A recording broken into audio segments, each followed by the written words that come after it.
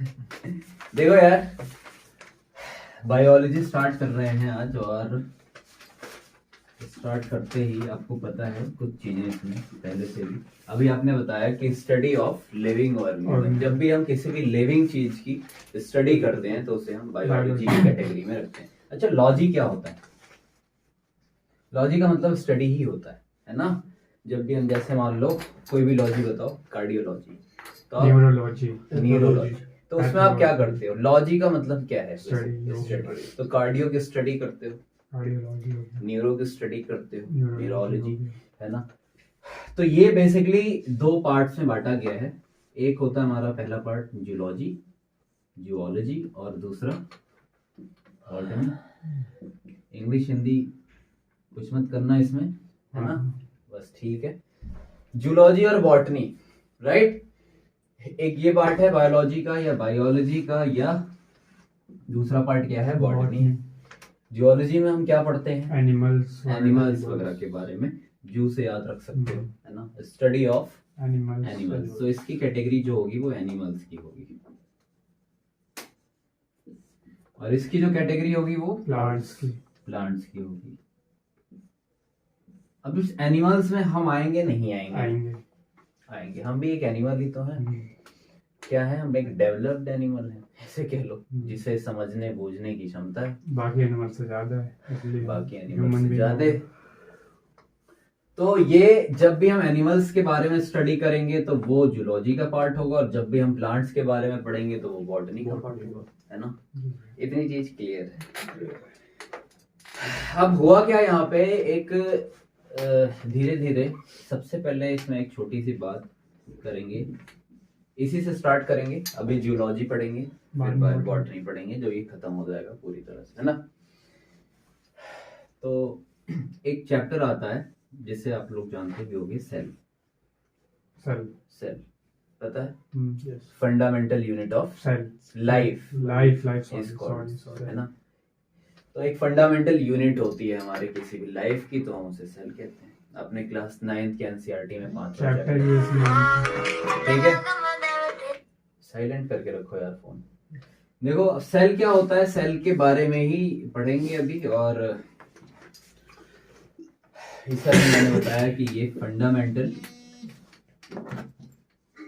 Unit of life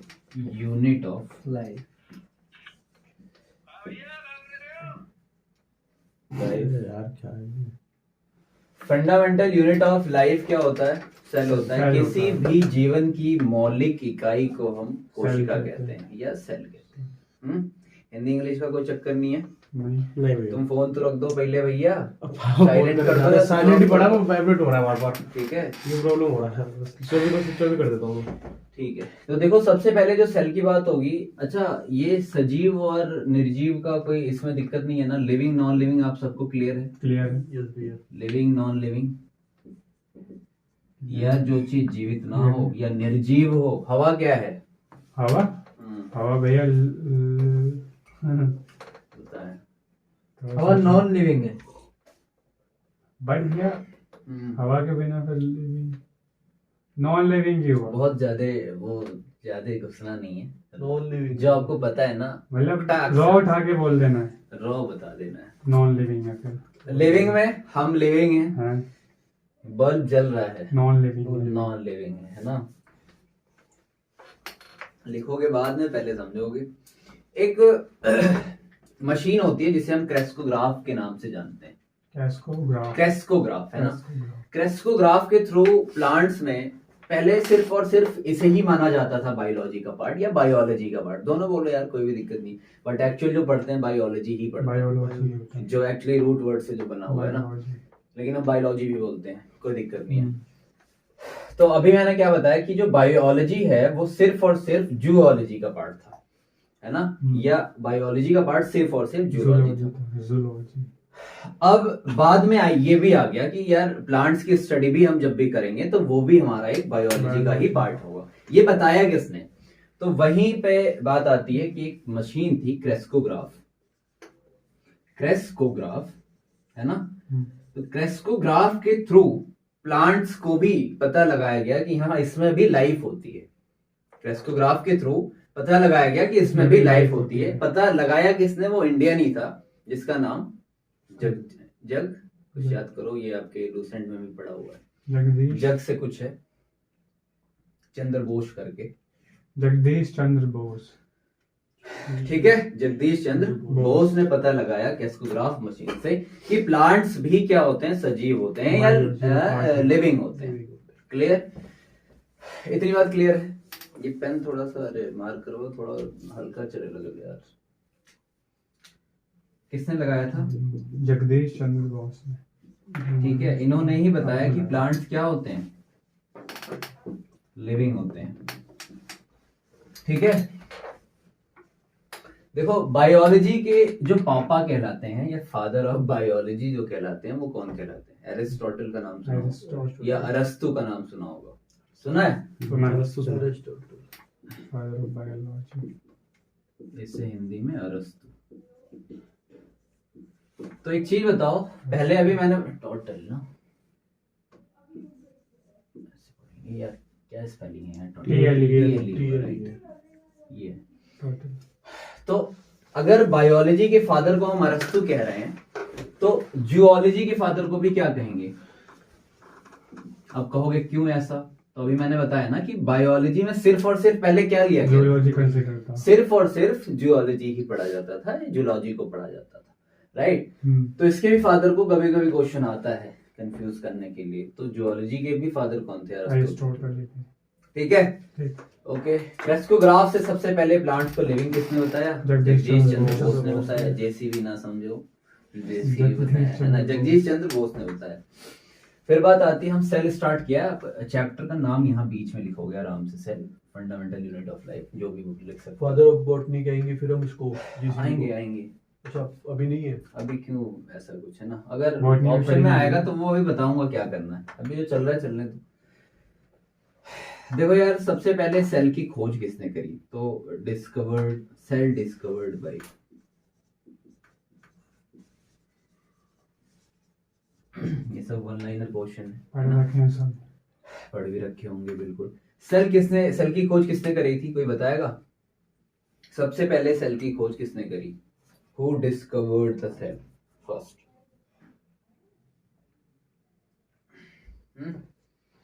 Robert Hooke ने करी थी। किसने करी थी? रॉबर्ट हुक ने करी थी, और ये करी थी 1665 में।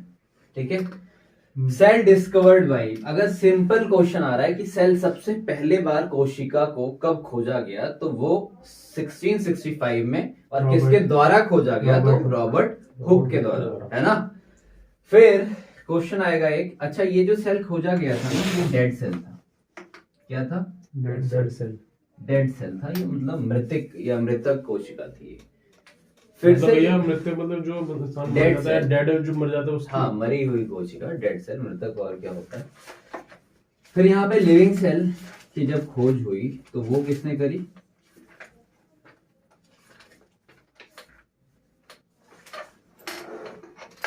तो बताएगा? लिविंग सेल डिस्कवर्ड बाय, बताइए, याद तो करिए।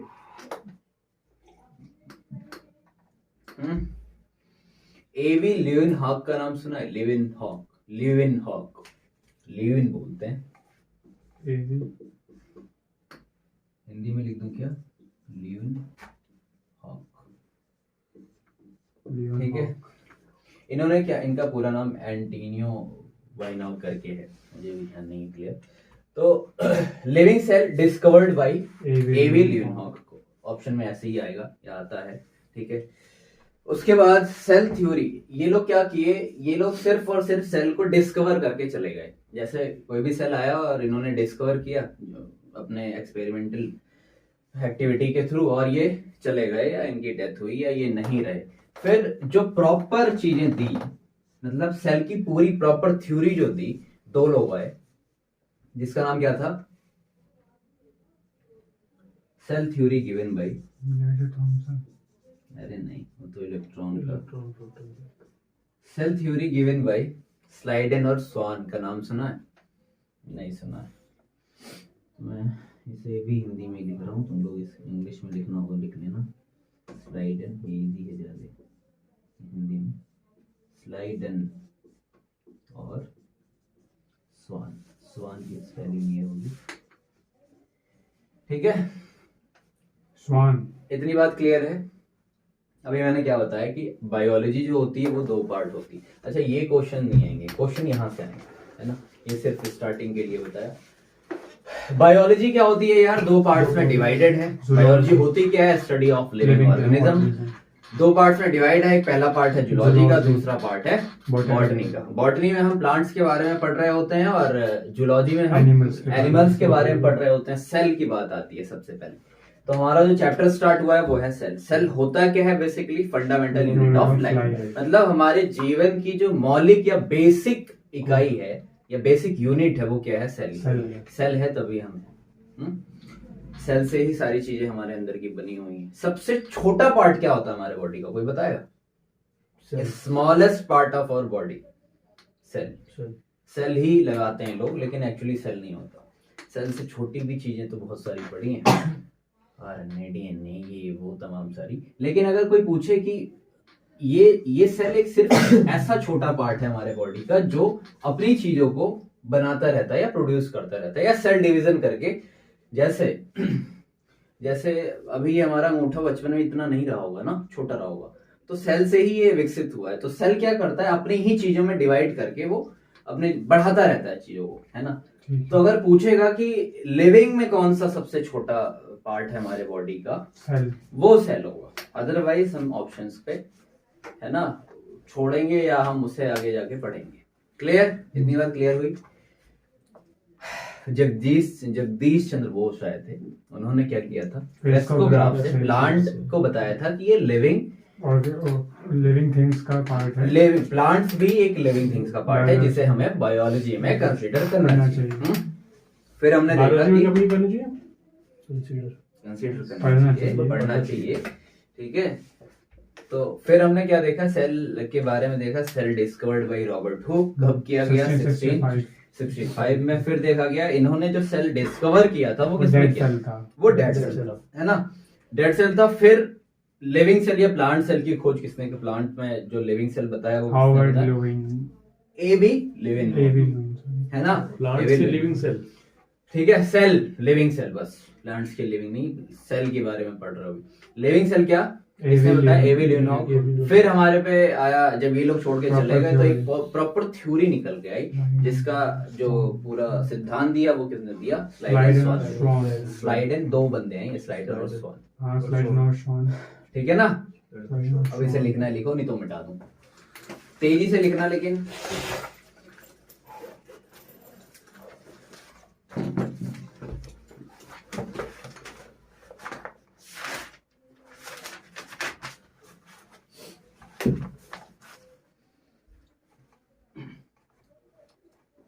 देखो यार, अगर आपको एग्जाम अगर आपको निकालना है ना, तो आप जितना जीएस पे ध्यान दोगे, उतना ही रीजनिंग पे ध्यान दोगे, उतना ही मैथ्स पे ध्यान दोगे और उतना ही इंग्लिश पे दोगे।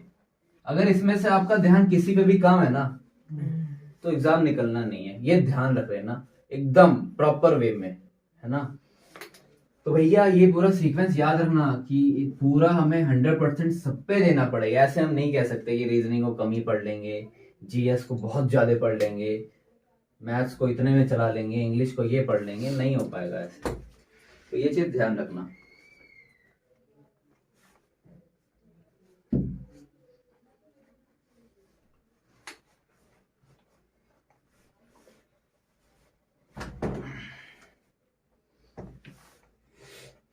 तब तक हम इंक लोड कर दियो। Jagdish Chandra Bose, this will be short form.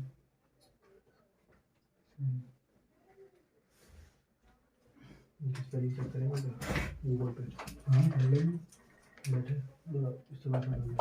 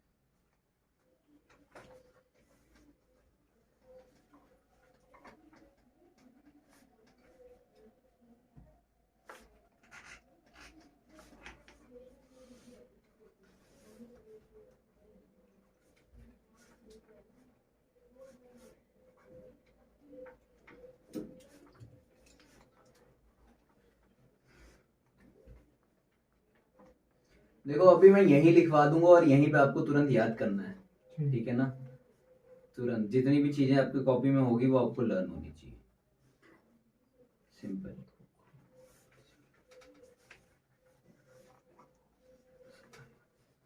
आपको पता है जीएस का वेटेज बहुत बड़ा है, मतलब बहुत बड़ा इन द सेंस बहुत लंबा पढ़ना पड़ेगा जीएस, तब जाके आप जीएस में कुछ कर पा रहे होगे। तो इसलिए थोड़ा सा जीएस खुद से भी रगड़ के पढ़िए। मैथ्स इंग्लिश की कोई बात नहीं है, मैथ्स इंग्लिश बहुत अच्छे से हो जाएगी।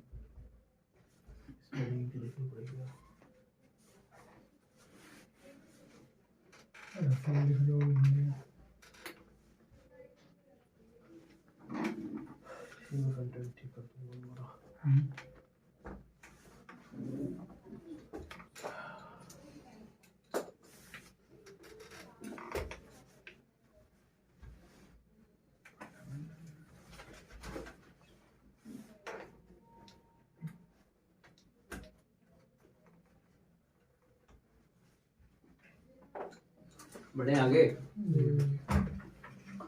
तो नीचे स्पेलिंग के लिखी उसके नाम पे स्टाइल, स्टाइल नहीं है, स्लाइडर लिखा हुआ है, स्लाइडर स्लाइडर लिखा हुआ है यार। स्लाइडर समझाऊंगा तब ध्यान दोगे नहीं, तो स्टाइल लिखा हुआ है, स्लाइडर और स्लाइडन और स्वान।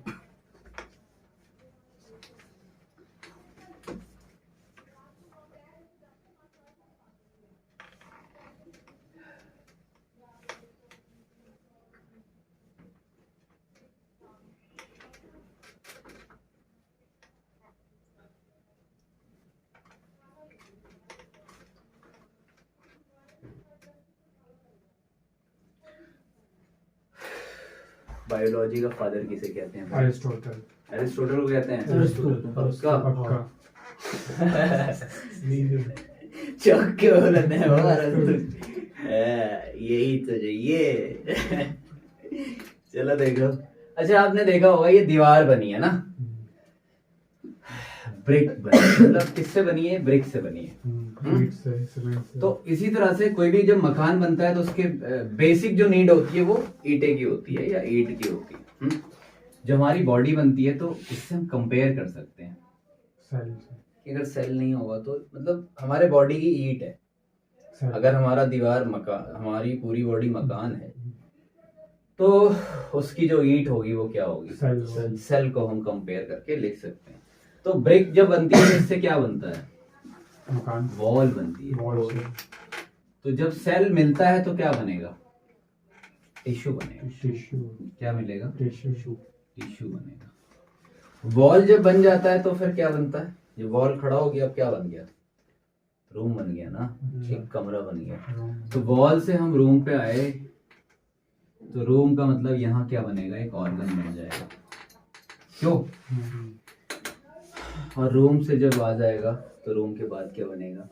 रूम के बाद क्या बनेगा हमारे को? लेंटर बनेगा। कब नहीं हो, घर बने बताता हूँ अभी, शिक्षक हैं, बताओ। छत बनेगी ना, छत पूरा होम बन जाएगा, घर बन जाएगा, हाउस बन जाएगा, फिर रेंट चढ़ेगा, फिर रेंट चढ़ेगा, फिर पैसे आएंगे। चलो यहाँ देखो, फिर यहाँ पे क्या बन जाएगा? बॉडी, पूरी बॉडी बन जाएगी, राइट। ये हम ऐसे कहते हैं, कह सकते हैं पूरा ऑर्गन सिस्टम बन जाएगा, ठीक है। तो यहाँ से मेरा बताने का ये मतलब है कि ग्रुप ऑफ सेल को हम टिश्यू कहेंगे, ग्रुप ऑफ टिश्यू को ऑर्गन कहेंगे, ग्रुप ऑफ ऑर्गन को बॉडी कहेंगे। क्लियर? सेल के ग्रुप को क्या बोलेंगे? टिश्यू। टिश्यू के ग्रुप को क्या बोलेंगे? ऑर्गन के ग्रुप को बॉडी। इतनी सी बात है। क्वेश्चन कभी कभी इंग्लिश में भी आता है, वन वर्ड सब्स्टिट्यूशन में, ठीक है। ग्रुप ऑफ सेल, टिश्यू, ये वन वर्ड सब्स्टिट्यूशन है, टिश्यू। समझ पा रहे हो? तो इसे भी ध्यान रखना है। अब बड़े सेल छोटे सेल की बात आती है। एक होता है बिगेस्ट, एक होता है लार्जेस्ट, एक होता है स्मॉलेस्ट। क्यों? बिगेस्ट सेल, स्मॉलेस्ट सेल, आकाश बताएंगे बिगेस्ट और लार्जेस्ट में क्या डिफरेंस है, बताइए। What is the difference between biggest and largest? ये बिगेस्ट आई थिंक शायद लंबा, और लार्जेस्ट जो होता है बड़ा होगा, चौड़ा भी और लंबा भी, आई थिंक शायद से। बताओ बिगेस्ट सेल का हम क्या मतलब समझ पा रहे हैं? ये जो होता है ये ह्यूमन में मतलब मानव में होता है या ह्यूमन में होता है? हिंदी इंग्लिश ऐसे ही चलेगा, कोई दिक्कत नहीं है, आपको साइंस समझनी है बस। बताओ। हाँ मैंने आपसे पूछा था कि बिगेस्ट और लार्जेस्ट में कुछ बताओगे क्या होता है? बिगेस्ट मतलब लेंथ और ब्रेथ दोनों के हिसाब से बड़ा, मतलब लार्जेस्ट में सिर्फ उसके हिसाब से बड़ा। लार्जेस्ट मतलब क्या? अच्छा मानव जो होता है उसमें गर्ल्स इंक्लूडेड है या नहीं है? इंक्लूडेड है। हाँ। Included मानव में है। गर्ल्स इंक्लूडेड है? गर्ल्स भी आती है मानव में? गर्ल्स मानव होती हैं? होती है। पक्का? पक्का। ओके। तो मानव में 3 तरह के सेल्स, बेसिक सेल्स पाए जाते हैं। सबसे बड़ा जो सेल होता है वो जिसे हम ओवरऑल बड़ा कहते हैं वो बिगेस्ट होता है। जो सबसे लंबा सेल होता है हमारे बॉडी में उसे हम लार्जेस्ट कहते हैं। जैसे वे प्लेटफॉर्म का जैसे एग्जांपल ये है, जो बिगेस्ट सेल हमारे अंदर या हमारे ह्यूमन में होता है या मानव में पाया जाता है, दैट इज ओवम। ओवम कहाँ पाया जाता है?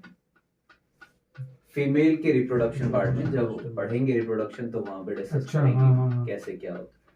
तो इसे हिंदी में क्या कहते हैं, कोई बताएगा? अंडाणु कहते हैं।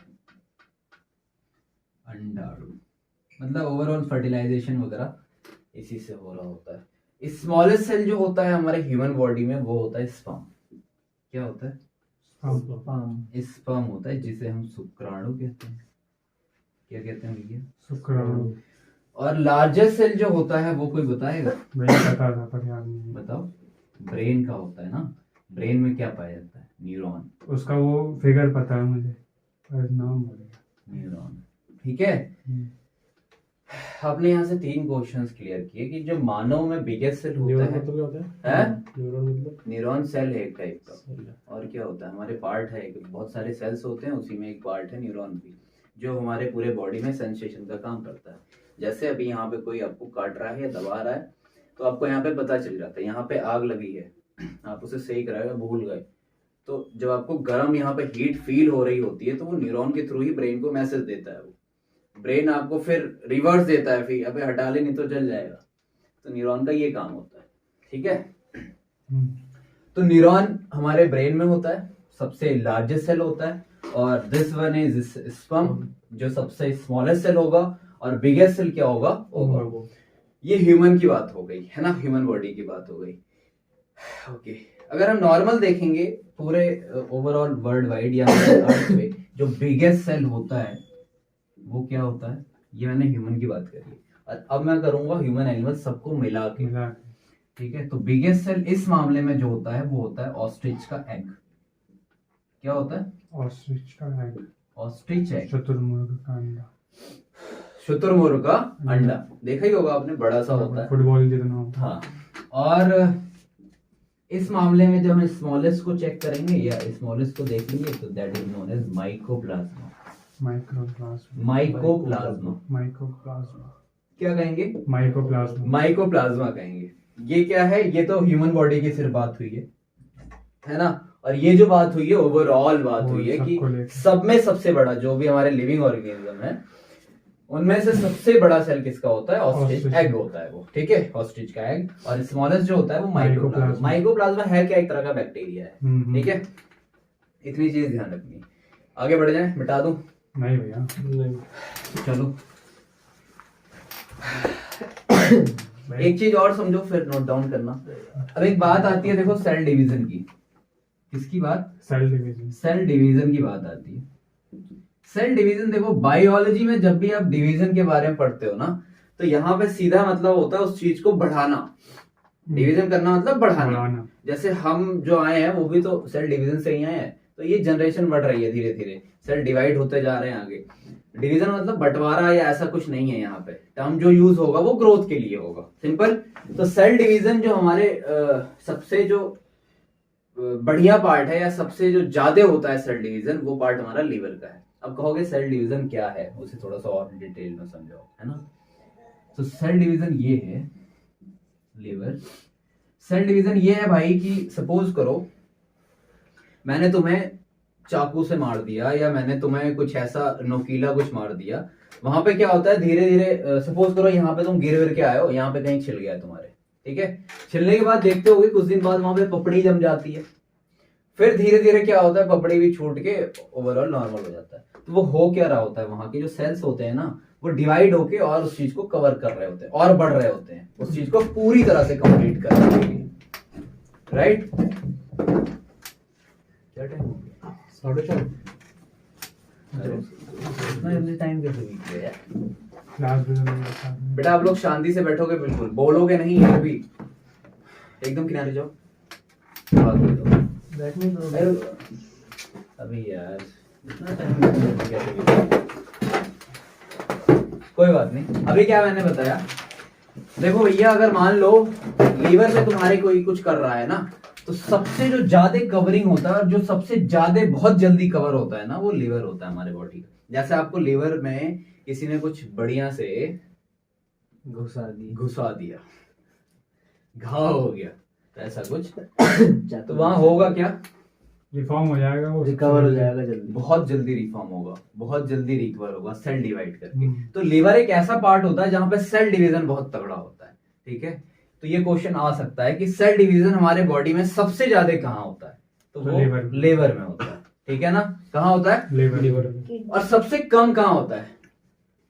मैंने बोला ना चुप रहोगे बिल्कुल। सबसे कम कहाँ होता है? वो होता है ब्रेन में। आपने सुना होगा ब्रेन में जब कोई चीज डैमेज होती है ना तो फिर मतलब वहां पे सही होने के चांसेस नहीं होते, क्योंकि वहां पे सेल डिवीजन है ही नहीं। समझ आ रही है बात? जब सेल डिवीजन नहीं है तो वहां पे सही कैसे होगा, वो चीज कवर कैसे होगी, जब सेल डिवाइड ही नहीं हो रहे हैं, जो गया वो चला ही गया, अब वो डिवाइड होके आगे नहीं बढ़ रहा है। डिवाइड का मतलब एक सेल बचा है तो यही सेल ऐसे प्रोड्यूस करता है, ठीक है, तो बहुत सारे सेल्स बनते हैं, फिर ये जो सेल होगा फिर से ये भी करेगा, तो ऐसे ऐसे कवरिंग होती है हमारे पूरे जो भी बॉडी का हमारा घाव होता है। लेकिन यहाँ पे क्या है, ब्रेन में जो सबसे ब्रेन ऐसा हमारा पार्ट होता है, यहाँ पे सबसे कम सेल डिवीजन देखा जाता है। सेल डिवीजन क्या होता है? लीस्ट होता है, और यहाँ पे क्या होता है? हाईएस्ट होता है, ठीक है। ये दोनों क्वेश्चन आ सकते हैं। इतनी बात क्लियर है? अब फटाफट जल्दी से करो, फिर आते हैं सेल पे। थोड़ा तेज पढ़ा देता हूँ, ये लोग आ जाएंगे यार, नहीं तो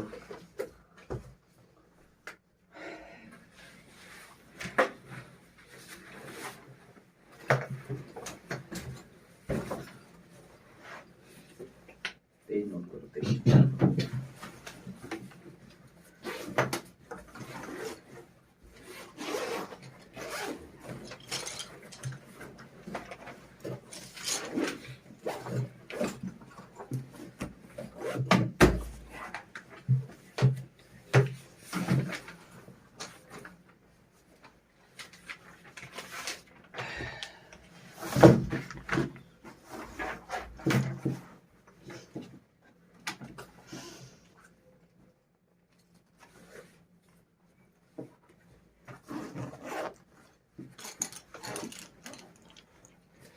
वैसे लीवर हमारी बॉडी का इकलौता पार्ट है, इसे काटने पे भी बढ़ता है वो। लीवर में बहुत ज्यादा सेल डिवीजन होता है, हाँ बिल्कुल बढ़ेगा अगर उसे जरूरत पड़ेगी तो। जैसे मान लो कुछ निकला हुआ है, लीवर तुम्हारा कट के आगे हो गया, तो उसे जितनी जरूरत होगी वो अपने हिसाब से बढ़ेगा, ग्रो कर देगा, करेगा।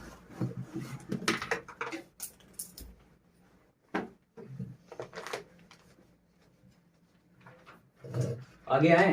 एक सेकंड। लेकिन भैया ये ब्रेक वाला बता दो, ब्रेक वाला बता दूं? मिटा दो।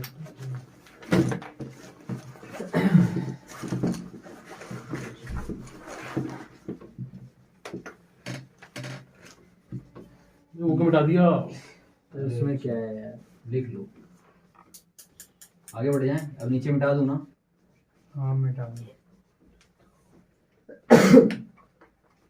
कल से थोड़ा पहले लेंगे, 3 ही बजे बुला लेंगे फिर, कल तो वैसे संडे की छुट्टी रहेगी। भाई एक क्वेश्चन था, बोलो। फास्ट पूछता हूँ बिल्कुल। ये जो ह्यूमन बीइंग में जो बिगेस्ट सेल, स्मॉल सेल और लार्जेस्ट सेल का ये जो था, ओवम है। हाँ इसमें ओवम है, तो हम ये कह सकते हैं कि मेल बॉडी में सिर्फ स्मॉलेस्ट और लार्जेस्ट ही होता है, बिगेस्ट का कोई साइज नहीं होता। देखो मेल को इंक्लूड मत करो, ह्यूमन ही याद रखो, वो रिकॉल रहेगा या रिमेम्बर रहेगा? नहीं, रिमेम्बर तो रहेगा। हाँ। मतलब थोड़ा मतलब डीप में नहीं जाना चाहिए, पर ऐसे पूछने में नॉलेज के लिए। तो क्या? फिर मतलब मेल की बॉडी में तो बिगेस्ट सेल है ही नहीं है, नहीं बिगेस्ट है सेल जो पाया जाता है वो वुमेन में ही पाया तो ये जाता है, हम- दैट इज ओवम, ओवम। है ना, जिसे हम हिंदी में अंडाणु कहते हैं। बेटा तो वही। ना। ठीक है।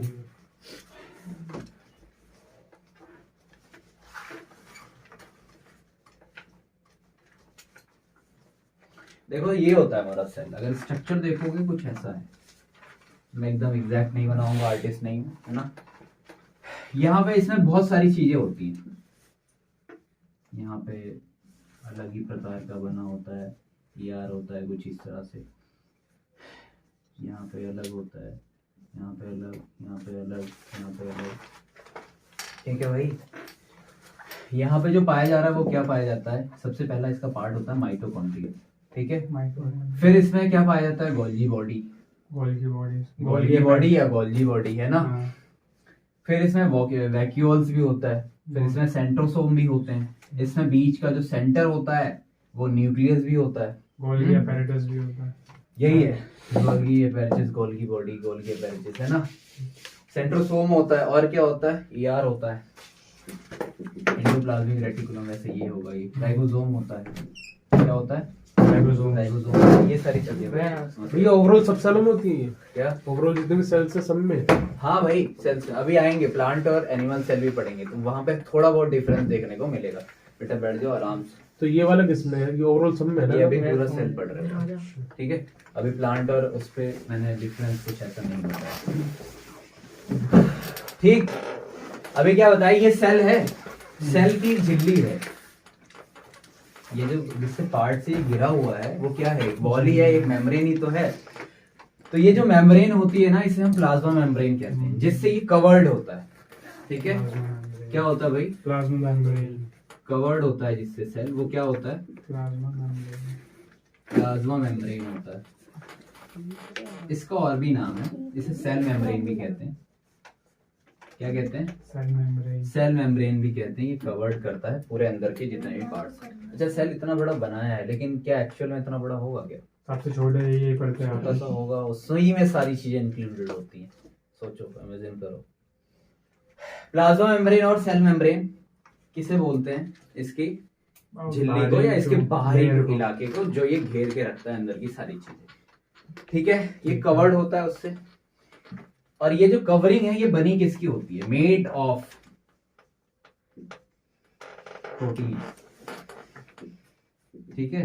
प्रोटीन को आपको पता है, protein is also known as body building material, है ना। बॉडी को बिल्ड करने में कौन सहायक होता है, प्रोटीन ही होता है। 99% या 95%, एग्जैक्ट वैल्यू नहीं पता, 90+% में प्रोटीन का हमारे बॉडी में यूज होता है, जो बॉडी को बिल्ड करता है।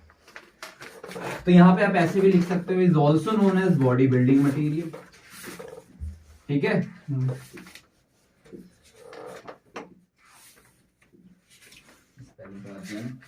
ओके, इतनी बात क्लियर है। प्रोटीन जो बनता है वो बॉडी बिल्डिंग मटेरियल से बनता है ना। बॉडी बिल्डिंग मटेरियल से प्रोटीन बना दोगे, मैं कह रहा हूँ प्रोटीन से बॉडी बिल्डिंग होती है, या बॉडी बिल्डिंग मटेरियल है प्रोटीन, ये मैं कहना चाह रहा हूँ, ये वहां पे लिखा हुआ है, राइट। अब एक चीज देखो, इसी में आ जाती है सेल। क्या पूछा, माइकोप्लाज्मा। हाँ, माइकोप्लाज्मा क्या होता है, आकाश बताओ। सेल के अंदर का पार्ट। अभी बताया मैंने माइकोप्लाज्मा, व्हाट इज माइकोप्लाज्मा। बेटा यहाँ के बैठो सेल के अंदर का पार्ट होता है। आराम से। One of the part under cell. One of the part under cell. Cell के अंदर आने वाला एक सेल के पार्ट अंदर पार्ट इंक्लूडेड, जिससे सेल बनता है मतलब। सेल के अंदर एक पार्ट है अरे माइकोप्लाज्मा क्या बताया यार, जोरावर सेल के अंदर एक पार्ट है। बताओ। सेल के अंदर का पार्ट एक माइकोप्लाज्मा यार, स्मॉलेस्ट चलो स्मॉलेस्ट सेल, सिंपल सी बात। ओवरऑल स्मॉलेस्ट सेल क्या है, माइकोप्लाज्मा। ओवरऑल। और जो बिगेस्ट सेल है वो क्या है, ऑस्ट्रिच। ऑस्ट्रिच का एग। और ह्यूमन में देखेंगे तो क्या है, न्यूरॉन। ओवरऑल नहीं, ह्यूमन में बिगेस्ट जो है लार्जेस्ट क्या है, लार्जेस्ट जो है न्यूरॉन। न्यूरॉन ब्रेन में, है ना। और क्या, स्मॉलेस्ट क्या है ह्यूमन में, स्पर्म। खोज किसने करी है, Aristotle। Aristotle। ठीक है। अब देखो सेल वॉल क्या होती है। ये दूसरा, सेल वॉल जो होती है ये बेसिकली जो होती है ना, ये प्लांट सेल्स में पाई जाती है। तुम उत्सुक थे जानने के लिए। देखो जैसे ये एक वॉल है, ये भी एक वॉल है, बट इसे क्या है कि हम सिर्फ और सिर्फ ह्यूमन बॉडी या एनिमल्स तक ले रहे होते हैं, या नेचुरली ये एनिमल्स बॉडी में प्रेजेंट होती है, सिर्फ सिंगल वॉल, जिसे हम प्लाज्मा मेम्ब्रेन कह रहे हैं। प्लांट्स में क्या होती है, अब देखो प्लांट्स के साथ थोड़ा सा बस सलूकी भी तो लोग करते हैं, जैसे क्या तोड़ देते चलते फिरते तोड़ दो और कुछ कर दो, क्या करोगे भाई और प्लांट के साथ? फूल तोड़ लिए फालतू में, और आम तोड़ लिया, और बताओ बताओ, काट दिए पेड़ काट दिए है कि नहीं? चलते फिरते फोन से रहो, मार देते लेदर एड साला गुस्सा में मटर है कि नहीं? ये सब चीजें होती हैं। बेटा तुम्हें नहीं लगे, बैठ जाओ। तो जैसे चलते फिरते मार दिए गुस्से में हो भैया, और भी होता है ये बहुत सारी चीजें जो भी तुम लोग करते हो, ठीक है ना? तो सेल वॉल क्या होता है प्लांट्स में, इसमें डबल लेयर होती है, एक और लेयर पाई जाती है, समझे? मतलब यही जो लेयर है ना, एक और होती है इसके ऊपर, उसी को हम क्या कह रहे हैं? Cell wall. अब आएगा क्वेश्चन कि सेल वॉल बनती किससे? That is made of protein, इसमें सेल्यूलोज। सेल्यूलोज ह्यूमन बॉडी नहीं बनाता, ठीक है? तो जो लेयर ऑफ सेल है तो प्लाज्मा मेम्ब्रेन है, तो ये सबके लिए है। देखो प्लाज्मा मेम्ब्रेन ये हो गई, इसके बाहर एक परत है, अच्छा, तो प्लांट में जो होती ये है। हम कह रहे हैं जिसे हम सेल वॉल कह रहे हैं, और सेल वॉल बन किससे रही है? तो वो उसका आंसर है सेल्यूलोज। बात आई समझ? और ये हमारी ह्यूमन बॉडी पचा नहीं पाती। होते क्या भी सेल्यूलोज जैसे प्रोटीन है, प्रोटीन क्या करता है? बिल्ड करता है हमारे शरीर को, वैसे ही प्लांट्स के सेल्स को कवर करके और बिल्ड करने का काम करता है, समझ पाए? सेल्यूलोज का जो काम, जैसे जो नोट बनते हैं, नोट वो सेल्यूलोज से बनते हैं, ऐसे समझ जाओ। करेंसी वाले नोट, हाँ, क्योंकि ये प्लांट से ही निकाला जाता है, और ये बहुत ही हार्ड वो होता है, जो पेपर टाइप में जो आपने देखा होगा कि आप नोट को भिगा दो तब भी वो सूख के फिर से एज इट इज हो जाता है, लेकिन नॉर्मल पेपर को नहीं होगा उसको। लेकिन ये भी सेल्यूलोज से ही बना है, बट इसकी कैटेगरी अलग है थोड़ी, ये हाई कैटेगरी है जिससे बना हुआ। रुई वगैरह किससे बनती है? कपड़े किससे बन रहे हैं? प्लांट से ही बनते हैं, प्लांट से, ठीक है ना? तो सेल्यूलोज किससे, अरे सेल वॉल किससे बनता है? सेल्यूलोज से बनता है, और सेल्यूलोज जो होता है वो कहाँ प्रेजेंट होता है? प्लांट्स के आउटर किसमें प्रेजेंट होता है? प्लांट्स में, प्रेजेंट्स इन प्लांट प्लांट। आप लोग तब तक रिवाइज करें, ऐसे बैठे ना रहें चुपचाप। ये रिवाइज कर रहा हूँ, टेस्ट कर। हाँ करिए, इतनी बात क्लियर है? Yeah. आते हैं नेक्स्ट मुद्दे पे। देखो अभी हमने किसे कवर किया? सेल वॉल, ठीक है। अभी अब आते हैं माइटोकॉन्ड्रिया। पहला पॉइंट ये हमारा है ना, माइटोकॉन्ड्रिया क्या होता है, कोई बताएगा?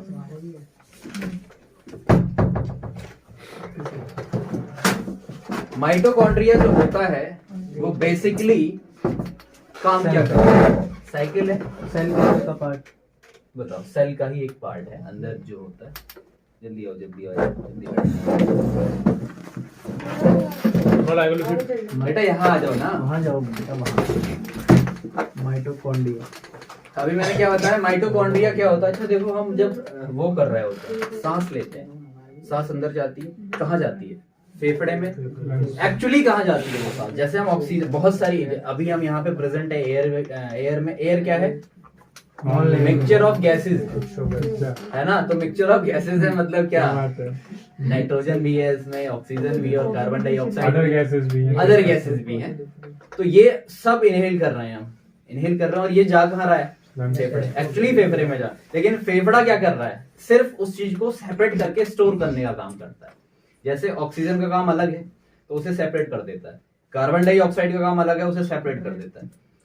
जैसे अभी मैंने ली, तो ये गया है, वो सेपरेट करके रख दिया उसने ऑक्सीजन। अब वहां से जो ऑक्सीजन होता है हमारे पूरे बॉडी में ब्लड के थ्रू ट्रेवल कर रहा होता है, और एक्चुअली ब्लड के थ्रू नहीं करता। ब्लड में जो प्रेजेंट हेमोग्लोबिन होता है उसके थ्रू हमारे पूरे बॉडी में ऑक्सीजन ट्रेवल करता है। जैसे एक एग्जांपल लो, अगर अभी कोई अचानक से कभी करंट ये वाला लगा है, कोई पोनी वगैरह ये सब, तो झुंझुना जाता है पूरा, है ना, इस तरह से होता है। तो इसका मतलब क्या है? वहां पे अभी ऑक्सीजन नहीं पहुंच रहा है। तो अगर पूरे बॉडी में जहां भी अगर ऑक्सीजन फ्लो अगर रुक जाए तो वो बॉडी काम करना कम कर देता है, और ये टाइम अगर ज्यादा हो जाता है, जैसे अभी हम लोग को हल्का फुल्का भी होता है कुछ, लगता है क्या हो गया, अचानक से दर्द वर्द झुंझुनाहट सब कुछ होने लगता है। तो मेन पार्ट जो है माइटोकॉन्ड्रिया का वो क्या है, वो लेता है और इस चीज को फ्लो कराना, ऑक्सीजन को एक साइकिल के थ्रू पूरे बॉडी में ट्रेवल कराने का काम करता है। बात आई को समझ? एक स्टोरी से रिलेट करोगे ना तो बन जाएगा, समझ पाओगे। माइटोकॉन्ड्रिया क्या करता है, O2 ऑक्सीजन को एक साइकिल के थ्रू पूरे बॉडी में ट्रेवल कराता है। अच्छा, बॉडी में जब ये साइकिल के थ्रू ट्रेवल कर रहा होता है तो कुछ करेगा, कुछ फॉर्म करेगा जिसे हम एटीपी कहते हैं, एडिनोसिन ट्राइफॉस्फेट। ये 38 एटीपी फॉर्म करता है। ठीक है, ये भी पार्ट है किसका, सेल का। समझ आ रही है बात? अभी मैंने क्या बताया, ये ऑक्सीजन को ट्रैवल कराता है। ऑक्सीजन किस साइकिल से होगा, क्रेब्स साइकिल। क्रेब्स साइकिल जब पूरी तरह से फॉर्म करेगी, चल रही होगी पूरे साइकिल प्रोसेस में, तो 38 एटीपी जनरेट करेगी और इससे जो बनेगा वो एक ग्लूकोज बनेगा। क्या बनेगा? ग्लूकोज। एक ग्लूकोज बनेगा, 1 ग्लूकोज। और यही 1 ग्लूकोज क्या करता है, हमारे पूरे बॉडी को एनर्जी दे रहा है। क्या देता है? एनर्जी देता है। हमारी पूरी बॉडी चल रही होती है ठीक ठाक। बात आई, क्लियर हुई? तो माइटोकॉन्ड्रिया से क्या याद रखोगे, ऑक्सीजन। ऑक्सीजन क्या है हमारे बॉडी में? अच्छा, ये भी ध्यान रख लेना कि ब्लड के थ्रू क्या होता है, ब्लड में क्या होता है, हेमोग्लोबिन। और हेमोग्लोबिन के थ्रू क्या होता है, पूरे बॉडी में हमारे ऑक्सीजन ट्रैवल करता है, या हमारे पूरे बॉडी को मेंटेन करके रखता है ऑक्सीजन के थ्रू। अब एक चीज यहाँ पे समझो, लड़कियों में ऐसा जनरली बताया जाता है कि हेमोग्लोबिन की मात्रा कम होती है। ठीक है, अब हेमोग्लोबिन की अगर मात्रा कम होगी तो ब्रेन तक भी तो उसे पहुंचाना है। तो लड़कियां अगर देखोगे, अगर भीड़ हो या और कुछ हो, कहीं गैदरिंग है, बड़ी क्राउड है, तो होता क्या है उसमें बहुत जल्दी बेहोश वगैरह होने के चांसेस होते हैं। उनमें हेमोग्लोबिन की मात्रा कम होती है और उस समय ब्लड फ्लो उनका, मतलब हेमोग्लोबिन पहुंचा नहीं पाता पूरी तरह से, तो ब्रेन तक क्या होता है, वो ऑक्सीजन पहुंचता नहीं है, और ऑक्सीजन पहुंचता नहीं है तो वो बेहोश होती है। और जनरली ये बोला जाता है, आपको कहते सुना होगा कि लड़कियों में दिमाग कम होता है, ऐसा सुना होगा। तुम लोग तो नहीं कह रहा भाई। ठीक है, तो ये कारण कुछ लॉजिक समझ आ रहा है कि एक्चुअली उसके पीछे साइंस है, इसीलिए कहा जा रहा है जनरली। दिमाग नहीं, हेमोग्लोबिन कम है। हाँ, समझ आ रही है बात? तो ब्लड के थ्रू हेमोग्लोबिन क्या करता है, हेमोग्लोबिन ऑक्सीजन का ट्रांसफर करता है। ठीक है, अच्छा, ये जो ट्रांसफर करने का काम है, जगह नहीं है। कौन है? अरे आने तो यार, जगह नहीं है। बेटा जल्दी जल्दी जल्दी बैठो। देखो अभी मैंने क्या बताया। अच्छा, इसी माइटोकॉन्ड्रिया को, अच्छा एक चीज समझ आई आपको कि ये पूरा क्या है, क्या है तो ज्यादा हो रहा है, क्या है समझ नहीं आ रहा। अब समझ नहीं आ इस वजह से नहीं आ रहा, मैं अलग रीजन है। अलग रीजन है, मतलब वो गैदरिंग हो गई ऐसा कुछ। मैं कह रहा हूँ थोड़ा कंसंट्रेट कर लो, नहीं तो आज कुछ हो नहीं पाया है ना? वही बात है। हाँ, तो 10-15 मिनट और 5 बजे छोड़ दूंगा। देखो माइटोकॉन्ड्रिया को हम पावर हाउस ऑफ सेल भी इसी वजह से कह रहे हैं। क्या पावर हाउस ऑफ सेल? हाँ, क्यों कह रहे हैं? देखो यार, यहीं से तो सब कुछ एनर्जी जनरेट हो रही है ना? ऑक्सीजन, ऑक्सीजन से क्रेब्स साइकिल से एटीपी बन रहा है, और एटीपी से ग्लूकोज। ग्लूकोज क्या दे रहा है पूरे एनर्जी को, मतलब एक हाउस, पावर का हाउस हो गया एडिनोसिन ट्राइफॉस्फेट, एटीपी। ठीक है, बात आ रही है समझ? और अभी मैंने ब्लड का बता दिया कैसे क्या होता है। अच्छा, ये जो काम करता है ट्रांसफर करने का ना, वो करता है गोल्गी बॉडी, जो भी मैंने बताया ट्रांसफर कर रहा है। ये क्या करता है, पूरा साइकिल करके निर्माण कर दिया इसने ग्लूकोज का। अब उसके बाद का जो प्रोसेस है, ये चौथा है। चौथा क्या है, गोल्गी बॉडी। गोल्गी बॉडी यही करता है कि ब्लड वगैरह को हेमोग्लोबिन के थ्रू पूरे बॉडी में ट्रांसफर, मतलब क्वेश्चन आ सकता है कि रूपांतरण कौन करता है या ट्रांसफिकेशन का काम कौन करता है हमारी बॉडी में, तो वो गोल्गी बॉडी करता है। इसकी खोज किसने करी, हु डिस्कवर्ड? माइटोकॉन्ड्रिया भी तो वही, ये भी तो एक तो चीज। मैंने आपको यहाँ तक बताया माइटोकॉन्ड्रिया, ठीक है, कि ये यहाँ तक करके इसका काम खत्म, ग्लूकोज निर्माण कर दिया, मतलब हमारे बॉडी में एनर्जी फॉर्म कर दी। अब जो ऑक्सीजन वगैरह एक साइकिल के थ्रू कर रहा था, अब ये ब्लड में हेमोग्लोबिन के जो थ्रू पूरे बॉडी में ट्रैवल करेगा ना, वो कौन करेगा, गोल्गी बॉडी। गोल्गी बॉडी क्या है, एक पार्ट ऑफ सेल। ठीक है, अभी जाके इसे घर पे एक बार रिवाइज करोगे, नहीं आएगा तो कल आके क्लियर करोगे, डन हो जाएगा। इसे फटाफट नोट कर लो, जल्दी से बताऊं। इनर वॉल ऑफ माइटोकॉन्ड्रिया को हम क्रिस्टी कहते हैं, ये भी लिख लो, थोड़ा तेज कर लो। इनर वॉल ले ऑफ, ले ले। फोटो भी ले लो, राइट, फोटो ले लो, एक सेकंड रुक जाओ। Inner wall of mitochondria is known as cristae, ठीक है, इसे हम क्रिस्टी कहते हैं, TAE। तेरा फोन नहीं आ रहा। पावर हाउस ऑफ सेल मैंने लिखा है कहीं? इनर नहीं, वॉल रुक जाओ। भैया क्या लिखा था? Inner wall of power house of, inner wall of mitochondria cristae is known as power house of cell. Mitochondria cristae आप एनसीईआरटी को भी पढ़ते रहो, है ना, 9 10 की। क्रिस्टॉल है ये भैया, आ गई? एनसीईआरटी की है, आ गई। एनसीईआरटी नहीं है, कोई बात नहीं, अभी कुछ दिन क्लास चलने दो, वैसे जरूरत पड़ेगी नहीं, नोट्स को रिवाइज करते रहो। देखो ट्रांसफर का काम कौन कर रहा है? गोल्गी बॉडी कर रहा है, ठीक है। क्या हो गया? मैं लिख रहे थे एक बार ही। अरे फोटो तो ले ली यार, ले ली अब फोटो, क्या ठीक है, करोगे ठीक लिख है, के? ठीक है। आगे देखो वैक्यूल्स पे आते हैं, अपने हिसाब से लिख लेना।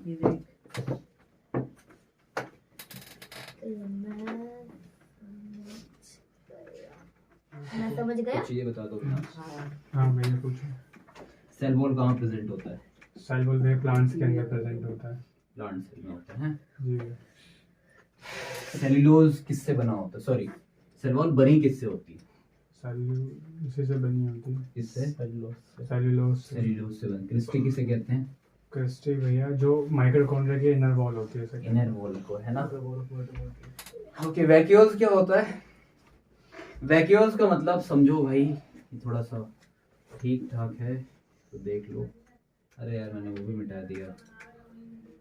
वैक्यूल्स, वैक्यूल्स क्या होता है ना, ये स्टोर करता है हमारे बॉडी में वाटर। वैक्यूल्स हमें ये बताता है बेसिकली कि 65% ऑफ वाटर हमारे बॉडी में है, ठीक है। ऑलमोस्ट, यहाँ ऑलमोस्ट लिखोगे ज्यादा बेटर है, एग्जैक्ट कोई डेटा नहीं है। ऑलमोस्ट 65% ऑफ वाटर हमारे बॉडी में प्रेजेंट होता है। ये होता कहाँ है? ये इसी में होता है। वैक्यूल्स की स्पेलिंग गलत है, सही कर लेना। वाटर स्टोर करके रखता है। अब कहोगे यार ऐसे कैसे वाटर स्टोर करके रहता है? कहीं एक जगह थोड़ी वाटर स्टोर है कि अभी हाथ काट दोगे यहीं से पानी गिरने लगेगा, पेट काट दो यहाँ से पानी गिर जाए, ऐसा तो नहीं है ना कुछ। तो ये पूरे बॉडी में, जैसे हम दाल खाते हैं वहां भी पानी है, दूध पीते हैं वहां भी पानी है, पानी पीते हैं वहां पानी है ही, बहुत सारी ऐसी चीजें हैं, क्या बात है कि नहीं भाई? तो ओवरऑल जो है वो 65% ऑफ वाटर हमारे यहाँ पे पूरे बॉडी में रहता है। अब जब 1% आपको पानी की कमी हो जाती है या आपको थोड़ा सा भी लगता है कि यार अब मतलब इस 65 में से 1% अगर पानी कम होता है तो आपको प्यास लगने लगती है, राइट।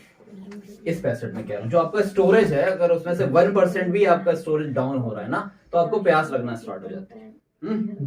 इसी तरह से 2 पे और 5% पे ऐसा होता है कि बिल्कुल कहते हैं यार डिहाइड्रेशन वाला। नहीं, डिहाइड्रेशन पे नहीं, आप कह सकते हो बिल्कुल पानी के बिना ऐसे हो रहा था, यही जो कहते हैं, हाँ मर रहा था, कहते नहीं हो।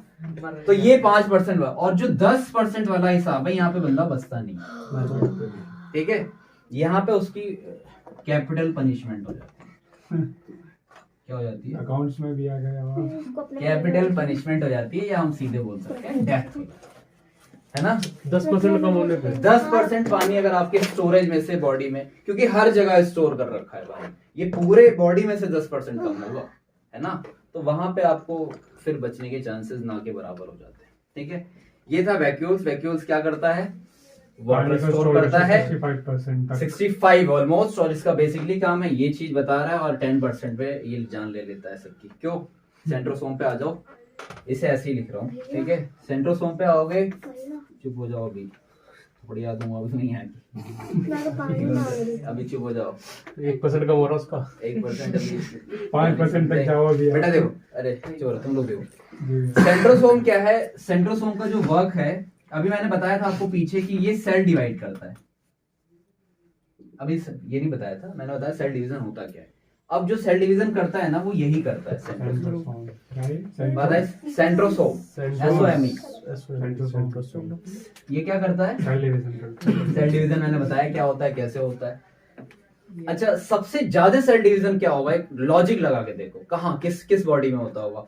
बच्चों में, एडल्ट में, या और बड़े लोगों में, बच्चों में ही बच्चों होता है। में बच्चों, आपने देखा होगा बच्चे कहीं भी खेल वेल के आते हैं, गिर और आगे इधर उधर फुटा टूटा होता है उनका, फटाफट सही भी हो जाता है। देखियो, तो सबसे ज्यादा जो सेल डिवीजन देखा जाता है वो बच्चों में देखा जाता है, ठीक है। और सबसे कम किस में देखा जाएगा? ओल्ड एज कोई बुढ़ऊ बाबा है, अगर उनकी एक बार हड्डी टूट गई हम बोलते हैं कि बुढ़ापे में जुड़े तो और फिर लटके ही रहते हैं, वो काफी दिन ले लेता है वो हड्डी ज्वाइंट होने में, समझ रहे हो? तो सेंट्रोसोम का वर्क यही है कि वो सेल डिवाइड करता है। क्वेश्चन आ सकता है ना, कि सेल डिवीजन का काम किसका है, सेंट्रोसोम। तो वो आंसर होगा हमारा सेंट्रोसोम का। अच्छा, इससे देखें जब ऑपरेशन वगैरह होता है तो शुगर बहुत जल्द, सबसे पहला काम शुगर का होता है। शुगर चेक करते हैं कि बंदा शुगर वाला तो नहीं है। ये इसका क्या कारण है? शुगर अगर रहता है ना तो सेल डिवीजन होने के चांसेस, मतलब होते तो हैं बट घाव भी होने का चांस होता है। जैसे ऑपरेशन हुआ तो वहां पे घाव होने के चांसेस बहुत ज्यादा होते हैं अगर बंदे को शुगर है। बात आ रही है समझ? हाँ, तो ये ध्यान रखेंगे। क्वेश्चन ये भी बोल सकता है कि अगर बंदे को शुगर है, वो कुछ भी बना के दे देगा ना, वो तो प्रैक्टिकल पूछेगा आपसे सब कुछ। तो शुगर है तो वहां पे चांसेस क्या होते हैं? घाव होने के ज्यादा होते हैं। ये बातें हैं, इतनी बात थी इसमें। सेंट्रोसोम अभी मैंने बताया कि छोटे बच्चों में बहुत ज्यादा पाया जाता है या बहुत अधिक होता है, तो आप इसे लिख लो कि चाइल्ड्स में क्या होता है। हाँ, फिक्स ले लो, राइट। चाइल्ड्स में पूरा कंप्लीट हो जाए। चाइल्ड्स में क्या होता है? हाँ? बहुत ज्यादा सेंट्रोसोम की मात्रा पाई जाती है। क्या पाई जाती है भैया? सेंट्रोसोम की मात्रा मैक्सिमम। यहाँ पे सबसे ज्यादा सेंट्रोसोम नाभ्य में होंगे। भव्य में भी। हाँ भैया। भव्य में उसके कंपैरेटिवली कम होंगे। भैया तो सो जा सबसे कम फिर आप में सो जा होगी। सो जा इसको बुखार है भैया। हाँ भैया, तो बाहर अगर सबसे कम फिर आप में होगी। सबसे कम मेरे में होगा। घंटा का नाम है। पानी दे दो। अब तो हमारा हड्डी हड्डी चटके है। भैया। सवाल आप नहीं में लग है। सबसे कम आप में। हाँ भाई, भैया, यहाँ पानी पे दे तो दो। कह सकते हो, है कि नहीं भैया? तो ये है अरे सेल भैया का डिवीजन पैर सबसे ज्यादा। नहीं हो रहा। अच्छा, एक चीज और देखो, बहुत इंपॉर्टेंट क्वेश्चन है, ये भी क्वेश्चन पूछा हुआ है रेलवे के एनटीपीसी का ही है शायद ये क्वेश्चन। इसमें क्या है, कभी कभी ऐसा पूछता है ना कि सेल डिवीजन जो है बेसिकली, या ऑप्शन में ऐसे आ जाएगा कि कैंसर को जन्म कौन देता है, तो सेल डिवीजन ही देता है। आप कहोगे कैसे देता है? जैसे लीवर को काट दिया गया, या लीवर जो भी है, लीवर डैमेज था, वो बढ़ने लगा, सेल डिवाइड होके वो मेंटेन हो रहा है। अब अगर मान लो उसे 100 सेल्स की जरूरत है, तो यहां से 120 हो जाए, 150 हो जाए, 170 हो जाए तो ठीक है ना? बट यही चीज अगर 1000 सेल्स में डिवाइड होके बढ़ती चली गई, ये नेचुरली होता है। तो वहां पे क्या होता है, वही चीज कैंसर में कन्वर्ट हो जाती है। समझ रहे हो? फिर क्या किया जाता है? इसका इलाज होता है। इलाज कैसे होता है? केमोथेरेपी होती है इसकी। सुना होगा केमोथेरेपी।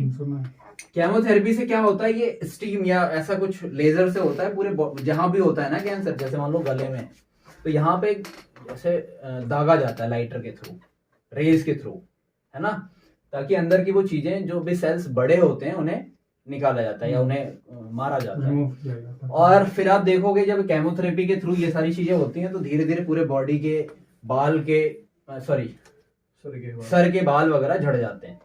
तो ये पूरे बॉडी को हिला के रख देता है केमोथेरेपी। तो अभी यही चीज मैं बता रहा था कि जो कैंसर होता है, सेल डिवीजन होता है, उससे अगर ये ज्यादा मात्रा में हो जाता है तो उससे कैंसर होने कैंसर हो जाता है। सेल डिवीजन और अगर सेल डिवीजन हो ना तब भी दिक्कत, और सेल डिवीजन ज्यादा हो जाए तब भी दिक्कत। समझ पा रहे हो? समझ रहे। कैंसर कैसे होता है? सेल डिवीजन से होता है। और सेल डिवीजन जब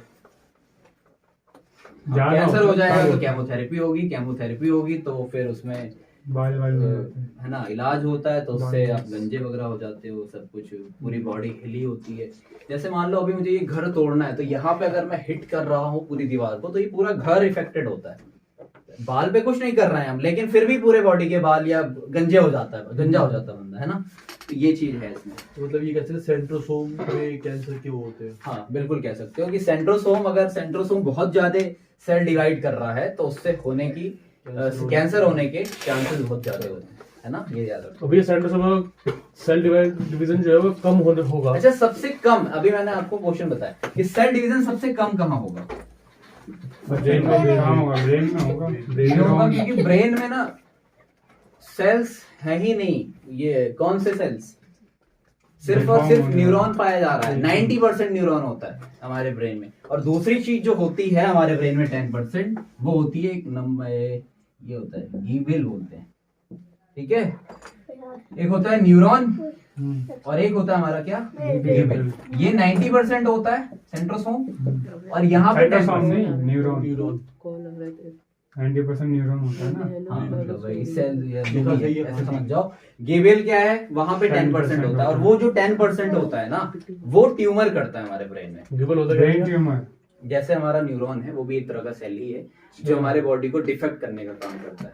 जैसे डिफेक्ट नहीं कहोगे यार, गिबेल, गिबेल एक तरह से जैसे कहते हो कोई किसी चीज का पूरक है। पूरक मतलब कंप्लीट करता है, Complementary कॉम्प्लीमेंट्री है। इसके साथ ये रहता है ना, दोनों को एक दूसरे के लिए जरूरी है। तो गिबेल का जो हिसाब है वो 10% का है, और इसी 10% से ब्रेन ट्यूमर वगैरह होता है, ठीक है। सीधे ब्रेन में कैंसर होने के चांसेस होते हैं? कभी नहीं होते, कभी नहीं, ब्रेन में ट्यूमर कैसे होता है, होगा? ट्यूमर होता है। ट्यूमर ही होता तो क्वेश्चन ये भी आ सकता है, अगर कैंसर नहीं होता तो कहाँ? है ब्रेन में। ब्रेन में। ब्रेन में। और वो बाकी देख लेना, अगर गीबीएल वगैरह आया तो 10% फोटो खींचो, यहीं पे रखते हैं। ठीक है।